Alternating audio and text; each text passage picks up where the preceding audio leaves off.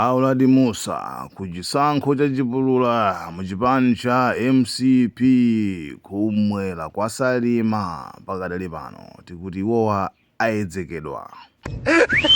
Awiladi Gwengwe m'bale wawo Sostene Gwengwe ayedzekedwanso. Samuel Muwanga amene ndi wa polisi wapeza mavoti 5 kuchipulula komweko kwa MCP wayedzekedwanso.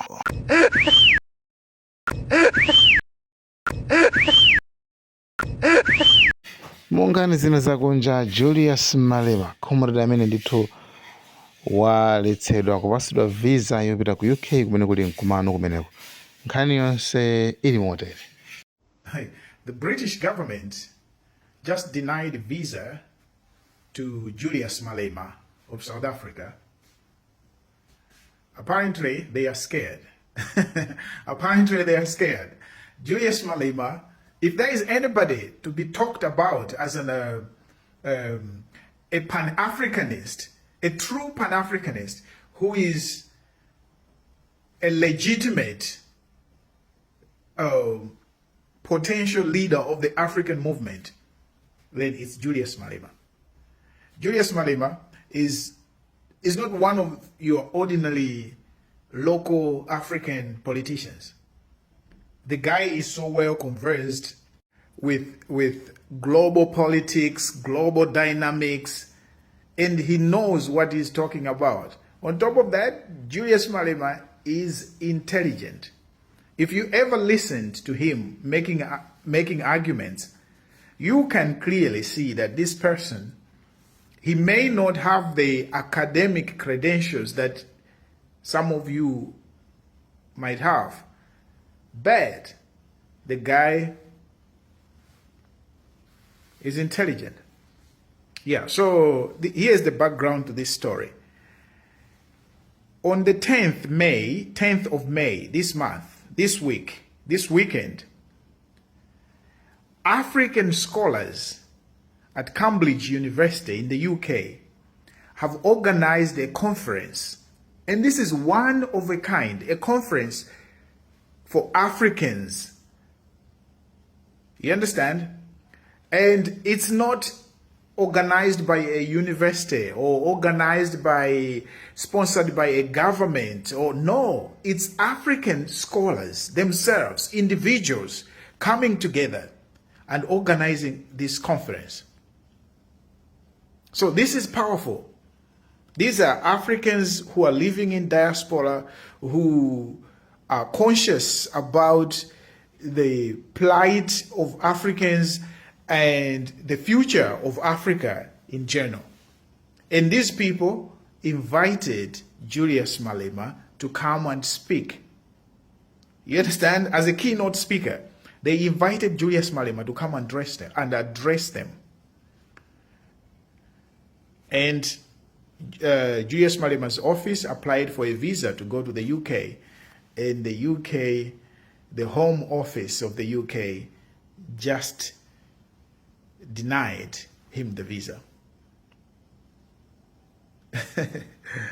Oh my God. Oh my God. Anyway, it's awakening time. It's awakening time for Pan-Africanism. And here's the thing. Pan-Africanism has always been there. But the problem was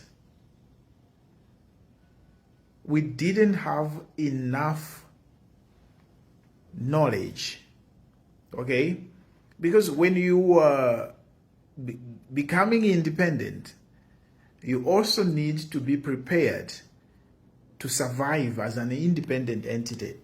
So Africa, we got our independence, but most of us, we were not, most of the African countries, when getting independence, were not well prepared, okay, in terms of governance, in terms of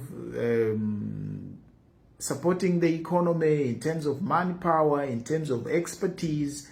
You know, we were like young countries which did not have enough resources to manage themselves, and that allowed the colonizers the Western governments to continue manipulating our leaders and our politicians. Now, Africa has come of age. You understand? Africa has matured. Africa can never claim that we don't have the resources. We have the youngest, the largest population of young people on this planet. We have so many well-educated Africans on this planet in different fields. There is no any discipline that you can name that we don't have Africans who have studied, who have the knowledge. The only difference is that most of these Africans who have studied and who have the knowledge are in diaspora.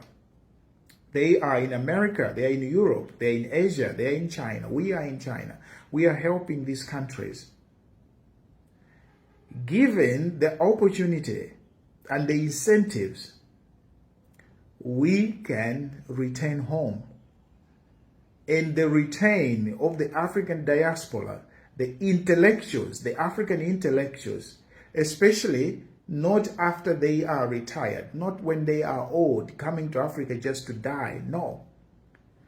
The young, dynamic African intellectuals deciding to return to Africa, to teach and lecture in African universities, to work in African research centers, to establish companies, to become entrepreneurs, to build Africa, even to govern, to become leaders.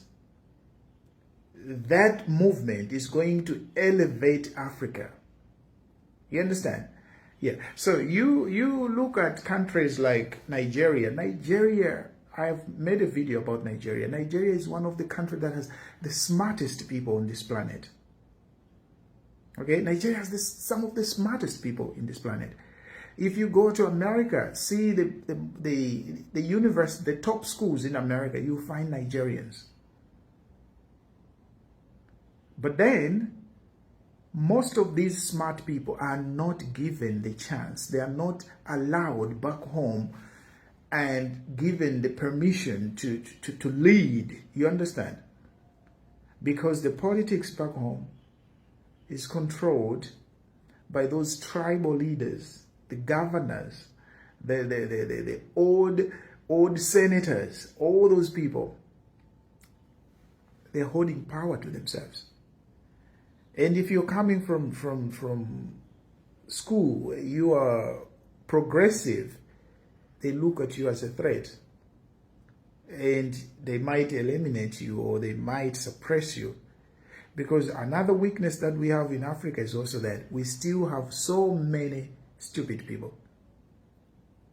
We still have so many stupid people. We have intelligent people, but we also still have so many stupid people. And when these stupid people come together and decide to make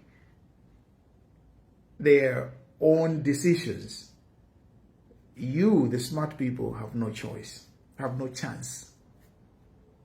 You understand?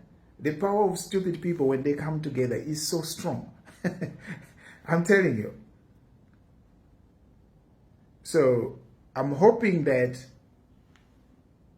people that are awakening will outnumber the ones that have been holding us back.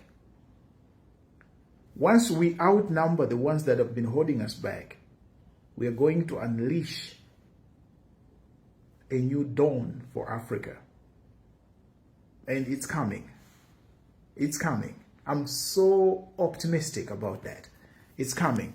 And what is going to happen in this weekend in England, in Cambridge, has my blessings. I can't wait to read about the speeches and everything, the resolutions, the things that people will talk about. I will come back and make a video about that.